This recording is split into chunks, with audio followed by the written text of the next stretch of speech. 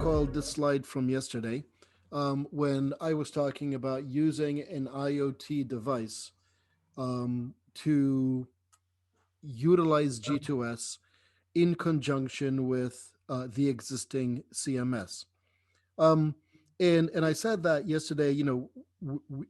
Having this IoT device running G2S can obviously be installed to collect data from the slot machines for a variety of purposes. You heard Eric mention the fact that you could have all of these systems sort of orbiting the main CMS and collecting information that G2S provides. But really, in order for this solution to be implemented, there has to be a solid business case, and has to be a solid return on investment. Otherwise, why would anybody spend the money? So what is the ROI? And what specifically is the data that can be provided through this process that really cannot be accessed today through the older protocols like SAS? So, let's start by focusing on the data. So, since both operators and regulators benefit from getting access to data from this data transparency, I'll explore a little bit the benefits and the cost savings as well as the efficiency gains from both of their perspective.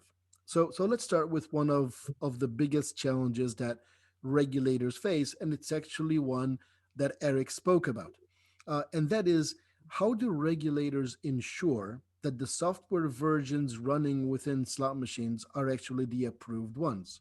Now, to do that, as Eric mentioned, regulators have to go to each slot machine to authenticate that software. Now, we heard also yesterday, Chris and Todd talked about serial GAT, which is a much faster process than the other proprietary solutions, such as Patron, which is what Eric mentioned. And he is correct. Patron is now owned by GLI, and it is now called GLI Verify. However, it still requires that a regulatory agent has to go to each slot machine, open it up, plug in a laptop via a serial cable into the GET port inside that slot machine, and then, go through the steps of asking the slot machine to calculate that GET result. Doing that work, not actually the amount of time it takes for the slot machine to process the GET hash result, takes about 30 minutes. Now, you might say, well, 30 minutes is a reasonable amount of time to actually authenticate the software in a slot machine. However, think about this. Based on Statista.com, there were 17,000 slot machines in Macau last year. 17,000 slot machines. So that means working 24 hours per day, it would almost take a year, well, 354 days to be exact, to authenticate each slot machine. And testing a slot machine once a year is not acceptable. Regulators need to authenticate them much more frequently.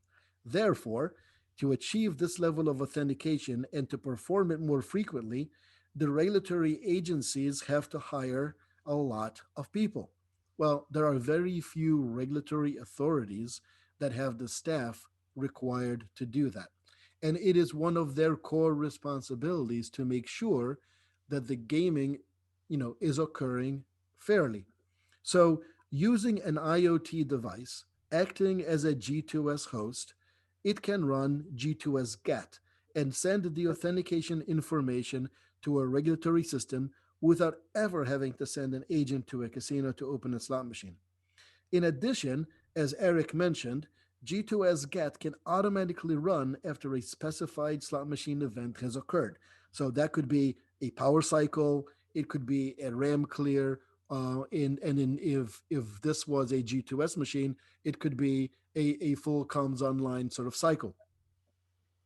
Um, what this does, it really ensures that all of the software being used is the latest version, and that it is most importantly authentic. In other words, there are no bugs with it. It has not been tampered with. It has not been hacked, because each of the individual software components can be verified through G2S GAT.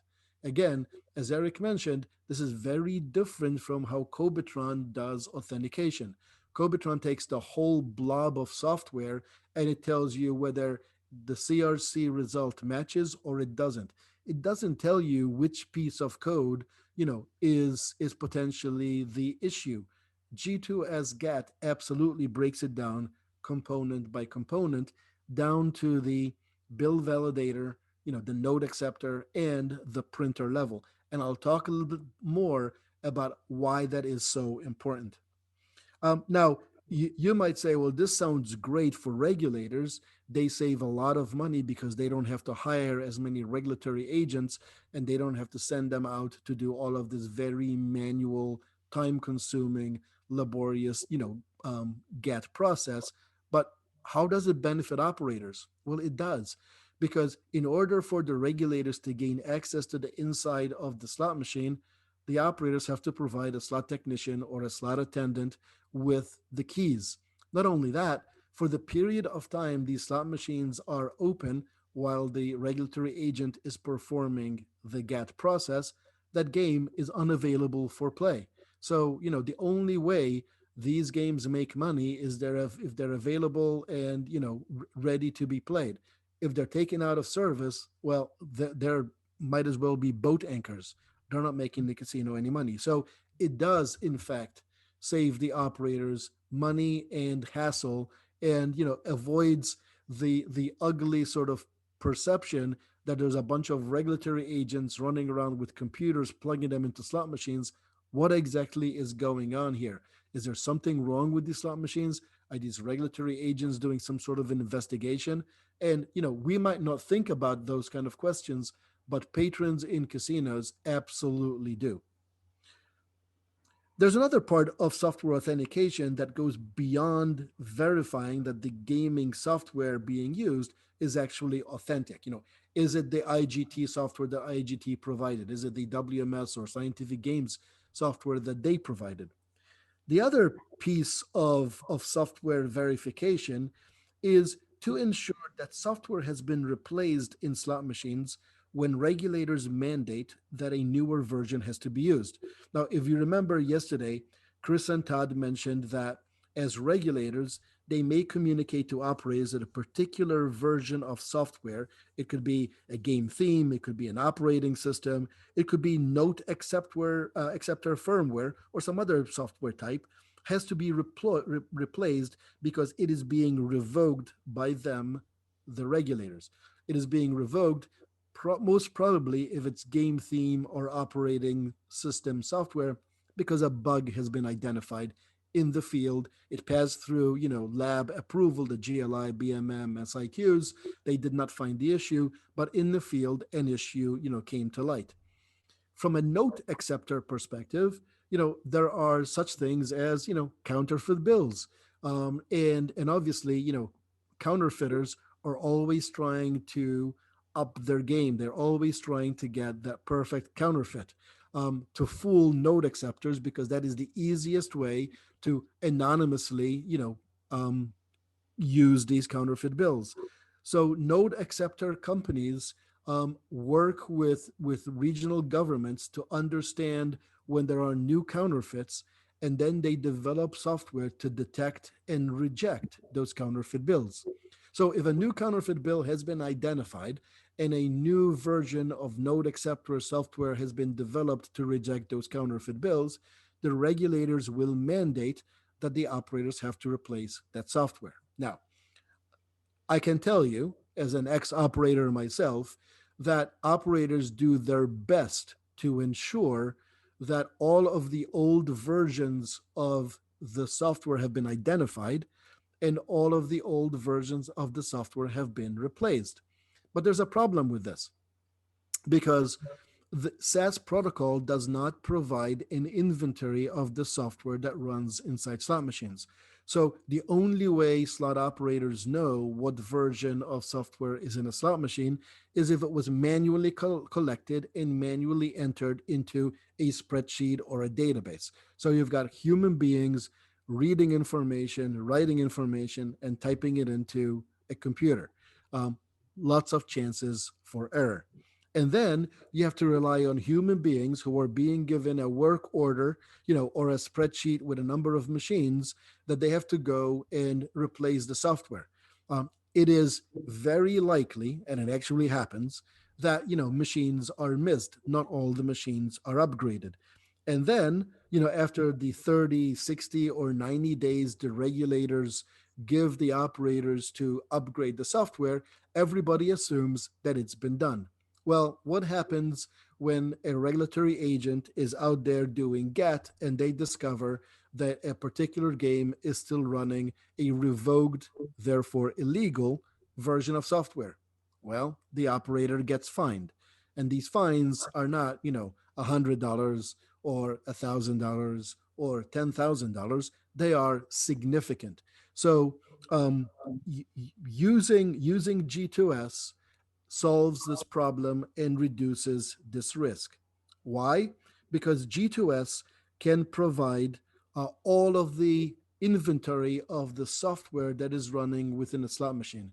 Again, that IoT device, acting as a G2S host, can send information to regulators about all of the versions of the software that exist within that slot machine. So the regulators can, as well as the operators, by the way, the operators now can know exactly what software is running in the machines. They know exactly which machines they need to go upgrade, and they can verify that those machines were actually upgraded to the latest software because G2S gives them that information. So it is not only a good thing for regulators because they are doing another one of their responsibilities, which is keeping gaming free of crime, but it also helps operators save money, reduce risk, and avoid, getting fined. Um, there's another benefit, which actually is, again, from a regulatory perspective, a really good thing, and it also benefits operators, although to a lesser degree, I'll be honest. Um, and that is information reporting related to tax purposes. So what does that mean? Well, there are many jurisdictions where the tax that operators have to pay is due on a monthly basis. So the process obviously requires operators to submit CMS generated reports to the regulators. Now, when the regulators receive those reports, typically at the end of the month, and typically it's 1 or 2 days after the end of the month, so that all of the data has gone through CMS and it's been audited by accounting and and the reports are generated. Then the regulators receive these reports, and obviously they have to verify them. So they review them, they verify them, they make sure everything is okay, and then the tax bill is sent out to the operator.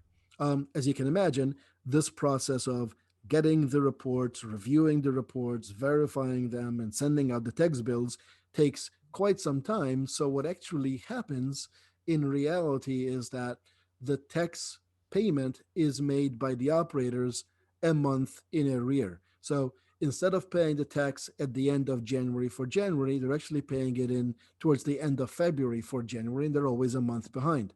Well, in some jurisdictions, because this is a legal requirement that the operators have to pay the tax at the end of the month, they force the operators to estimate their taxes. So the operators pay an estimated tax, and then what the regulators tell them is, we'll true it up after you send us the report and after we verify it. And if you overpaid, we'll give you a credit in the following month. And if you underpaid, well, then you'd have to pay more the next month. So there's all of this extra work that is being introduced because of the latency that is inherent to how CMSs work, and because of the fact that this data has to be reviewed after it is collected at the end of the month. Well, once again, G2S can solve this problem.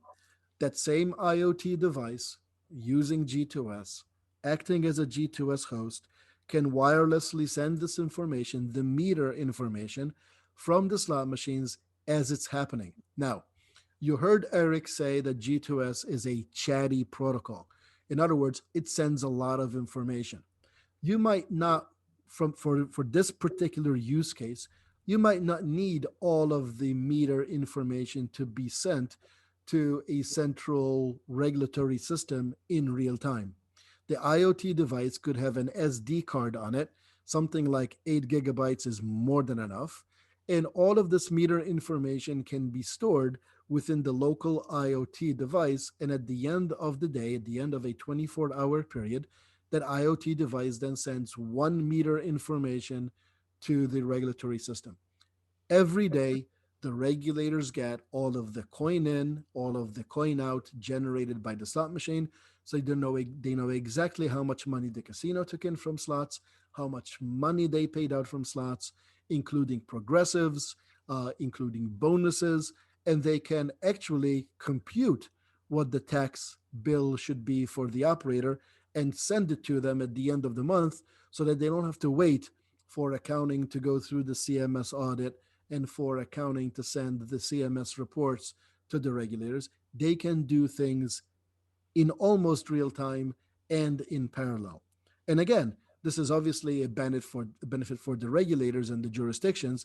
They get the tax money in the same month, but it's also a benefit for the operator. No more estimating, tax bills and trying to true up after the fact.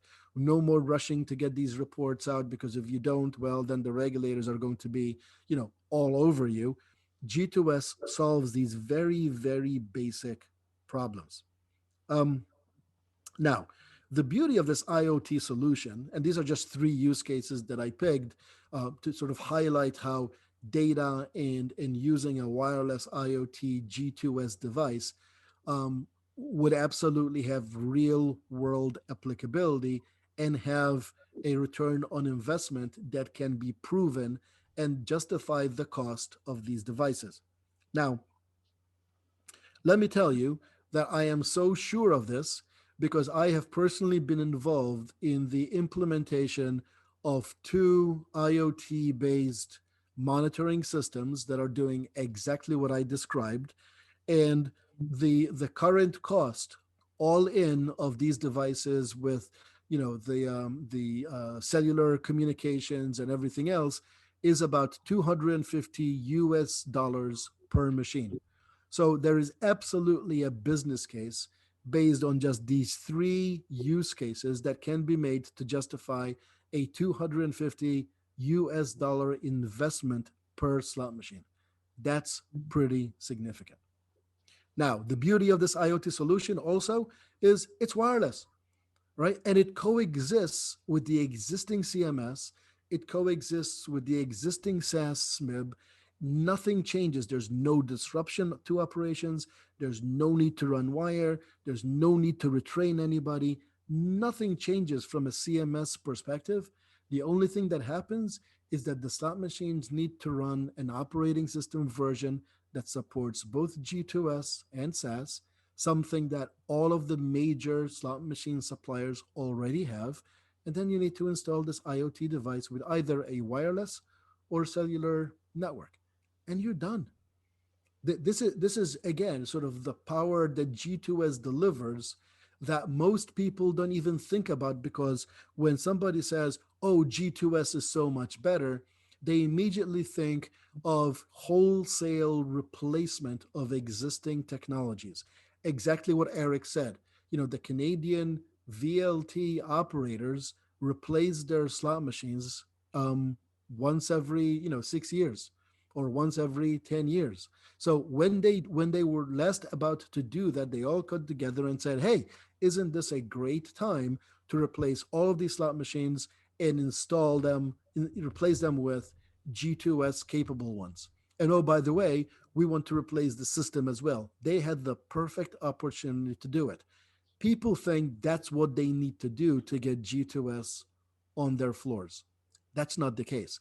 And oh, by the way, these use cases I just gave you are great for integrated resorts and casinos, but they're even better for distributed environments, much like the VLT in Canada, much like a lot of the parlors that exist in countries like Spain, France, Italy, Georgia, where they are distributed across the country. There are many, many, many of them, and each one of them has a very small number of slot machines, somewhere in the order of 4 to 10 slot machines. So, as Eric mentioned, Sending regulatory agents out to drive around to do this manual work just makes no sense when you can automate it using modern devices like IoT, using modern technologies like cellular, where it is encrypted, it is secure, and it gives you even more capabilities than the old manual processes do today. So, I wanted to give you a bit of a recap, a little bit about why IoT and why G2S and the coexistence of G2S actually does, in fact, have applicability to our industry today. And it does again, that does not again require a wholesale replacement.